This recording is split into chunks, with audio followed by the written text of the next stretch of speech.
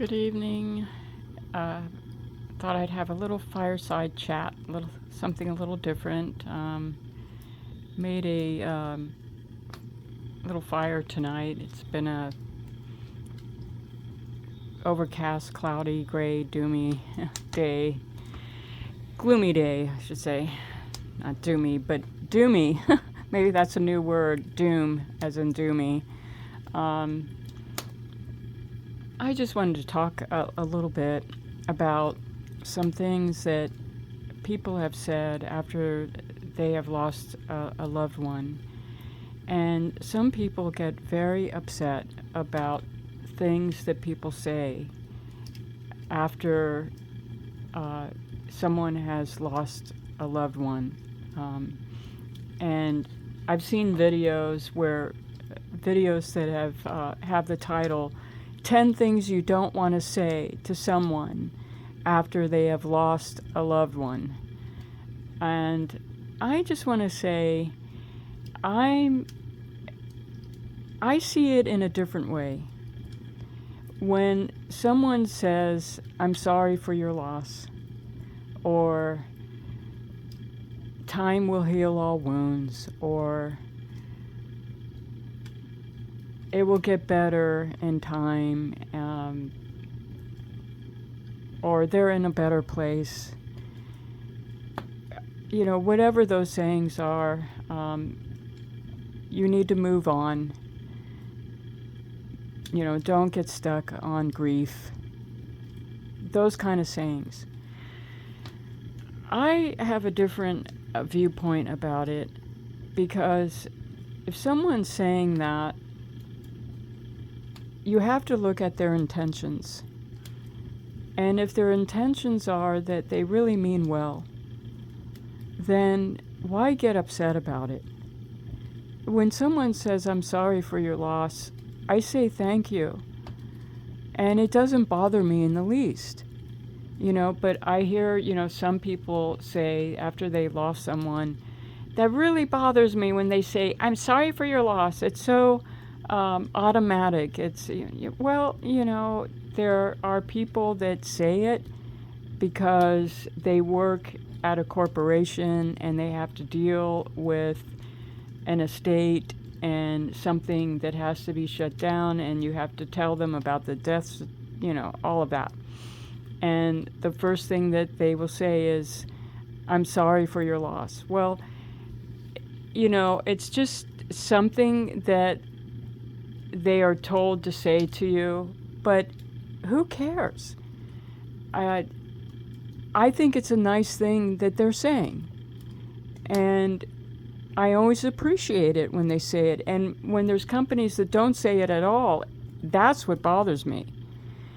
And, of course, they're not going to be sorry in the sense of someone that really knew that person. Any more than when you turn on the news and you hear 3 people were shot at the such and such highway in such and such city.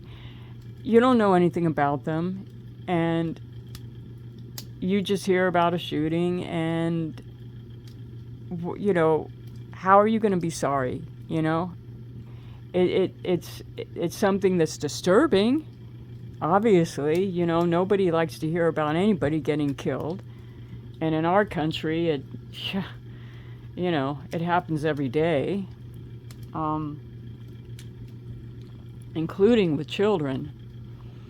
And I think about that, how after losing Richard, that I can't even imagine parents when they send their children to a parochial school, a Catholic school, and they're little children, and they're in the room where they're praying, and some crazy, horrible person that's listened to the news about how bad Christians are or something.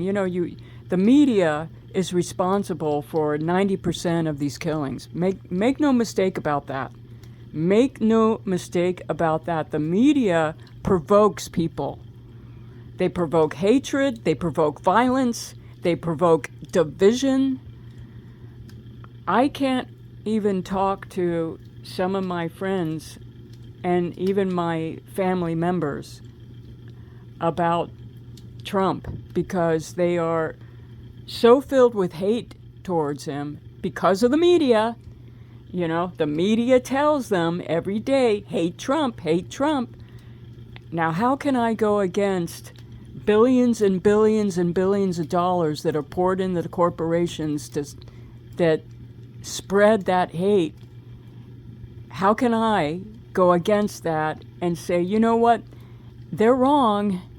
I can tell you why they're wrong, but they're not going to want to listen to it because they're programmed to believe what the media tells them. And I don't know how I got off on that. But I'm just saying, when you hear about someone getting killed and you hear about these little children that are killed in the schools, a lot of it has to do with people that hate religion, that hate Catholics, they hate Jewish people, they hate white people, they hate and hate and hate and hate, you know? And the media squirts fuel on the fire to keep it going. And there's a reason for that. Because they want everybody to be in a state of chaos and they want everybody to be divided. So that's my little political, it's not even political. It's not a political point at all. It's a point of observation, period. Because right now, I don't feel at all political about anything other than wanting to have peace and love on this earth, period. Peace and love. And I don't know what's wrong with human beings, why we can't get along. My cousin told me, why can't we all get along? I said, Barry, from the time man walked on earth, come on. The only thing I can say is there's something wrong with human beings where we're not fully developed. And we're all probably about the age of 12 years old. And I'm reminded of the Lord of the Flies, if anybody remembers that book, and how we're just a bunch of crazy children killing one another. And I don't know when we're ever going to grow up. I don't. But I'm sure there's some kind of reason why we're here and why souls have come here to try to evolve and try to develop and try to become spiritual beings instead of crazy creatures. I don't know any other way to put it.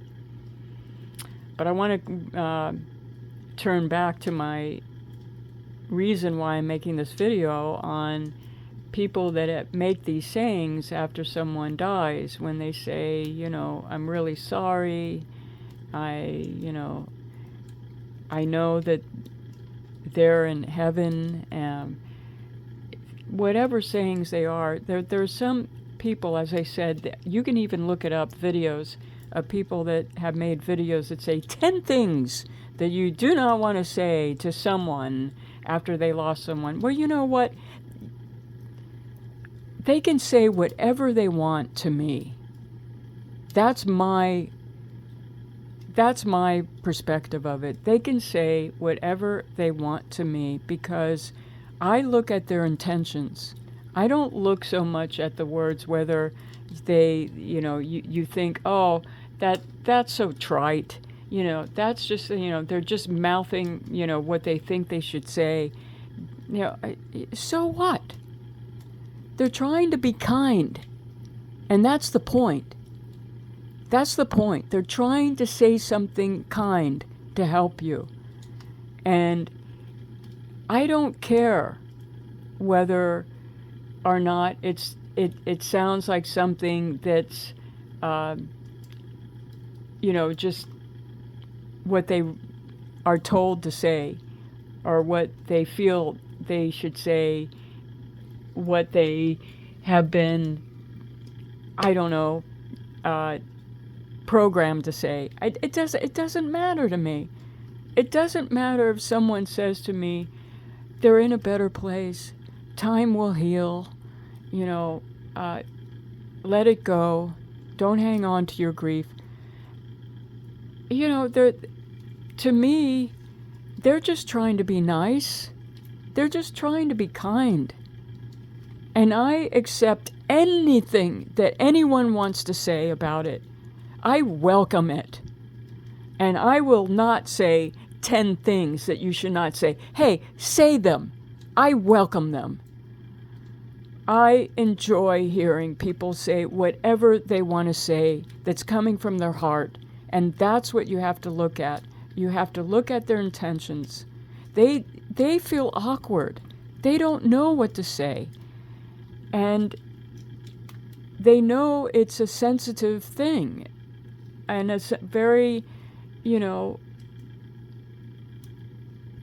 a very emotional thing. But they try in their own way to make you feel better by saying whatever it is that they think might make you feel better. So I'm not on that side of saying, this is what you should not say. Screw that. Let them say whatever they want to say, because they are trying to help in their own way. And I welcome it. I don't care whether it sounds phony or not. It's not that it's phony, it's that they don't know really what to say, but they want to comfort you. And that's the point. You have to look at their intentions, and they mean well, and they're trying to be kind. So I just wanted to pass that on. All right, everybody, have a good night.